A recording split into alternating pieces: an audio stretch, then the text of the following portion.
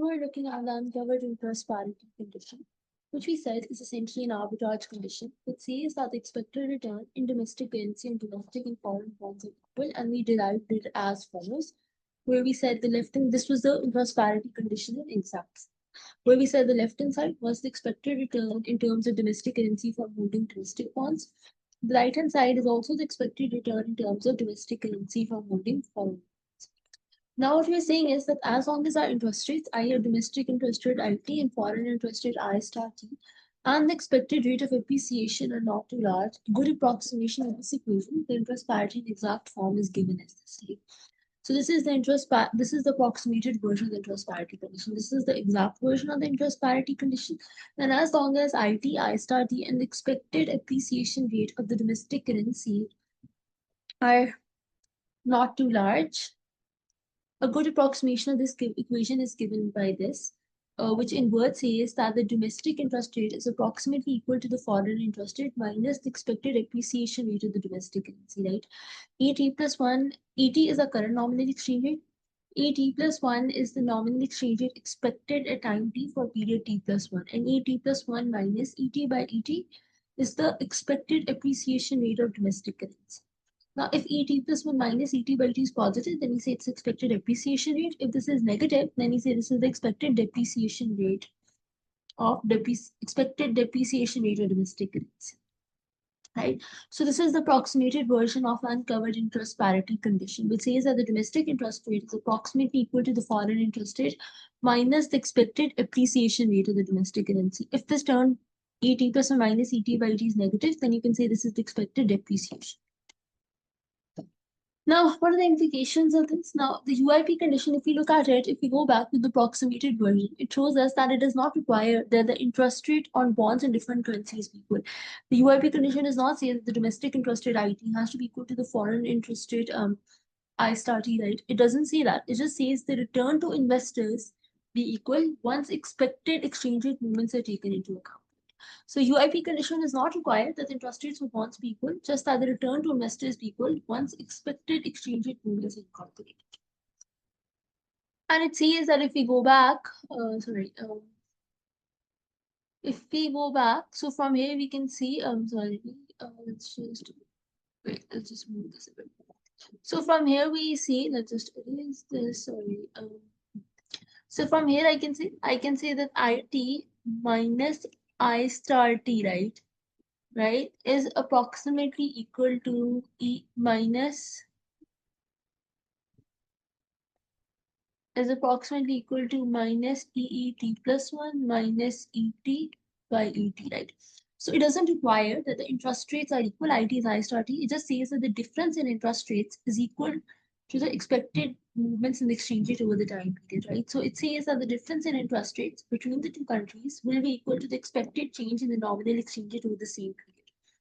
So it essentially predicts how exchange rate might move based on interest rate differences, right? So based upon the difference between IT and I star T, we'll predict what ET plus 1 minus ET by ET is. Like if IT is greater than I star T, right? If IT is greater than I star T, so if we're saying IT minus I star T is positive, right? So what we're essentially saying is that this entire thing is greater than 0, right? So this would essentially mean if this entire thing is greater than 0, so this is negative, right? So if this is, because see, IT minus I star T is approximately equal to this. So if IT is greater than I star T, so this side is positive, which means this side is also positive, which means this term is negative, which means that you expect a nominal depreciation of the domestic currency. If IT is less than I star T, if IT is less than I star T, this entire thing is less than 0. If the left-hand side is less than 0, right-hand side is less than 0. And since you already have a negative here, so for this entire thing to be less than 0, this term has to be positive, right? This much has to be positive. If this is positive, this means that you expect an appreciation of the domestic currency, right? So the difference in interest rate is equal to the expected change in exchange rate over the time period, right? Depending upon is IT greater or less than I star T, you can predict based on that, do you expect the domestic currency to appreciate or depreciate? So for example,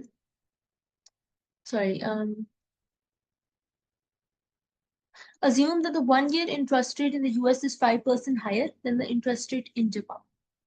Right, so let's just assume if we're looking at from the perspective of the US, right? Assume that the 1-year interest rate in US is 5% higher. Now let's assume if we're assuming from the perspective of the US and we take the US, let's just okay. So if we assume the 1-year interest rate in the US is 5% higher than the interest rate in Japan, we know the UIP is IT is approximately I star T minus EET plus 1 minus ET by ET. Now, so assume that the 1-year interest rate in US is 5% higher than the interest rate in Japan, right? So this is assume the US interest rate, right? If we're looking from the perspective of the US, and the domestic interest rate would be the US interest rate and the foreign interest rate would be the Japanese interest rate, right? If you're looking at from the perspective of the US.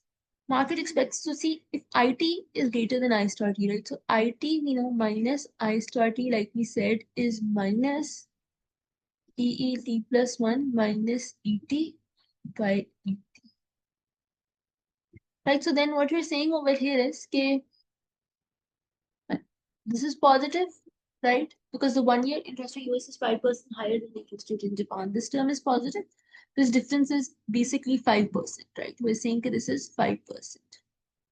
So IT minus I star T is 5%. So that's equal to minus EET plus 1 minus ET by ET, right? And then let's just write this minus here, so minus 5%. So this is essentially saying that this is the change in your exchange rate over this investment period. That is minus 5%. So this means that market expects the depreciation of the dollar against yen by 5% next year. Because what is this? This is just telling us the change in the exchange rate that you expect over the investment period. If this is positive, then it's an expected appreciation. If this is negative, then this is an expected appreciation. Because the way we have defined the exchange rate, if the way we define the exchange rate as number of units of foreign currency per 1 unit of domestic currency and increases in appreciation, it decreases in depreciation. So this is telling us the change in the exchange rate over the percentage change in the exchange rate over the investment period is minus 5%.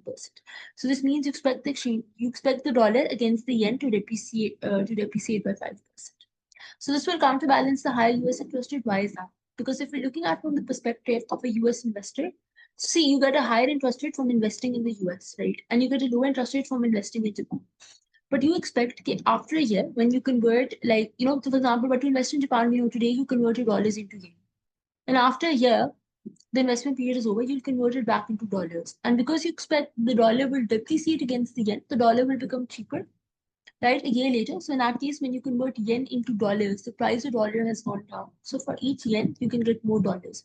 So even though in Japan, you're earning a lower interest rate, but as a US investor, once you convert back your investment proceeds into your domestic currency dollar, because the price of dollar you're expecting to go down, then you'd expect to get more dollars for each yen, right? So even though you're getting the lower interest rate in Japan, but once you convert it into your domestic currency as a US investor, you get more dollars. Right. So if the yen is expected to appreciate against the dollar, right? So again, if you write the UIP condition, IT is I star T minus EET plus 1 minus ET by ET. And if we just write it like this, IT minus I star T is equal to minus EET plus 1 minus ET by ET.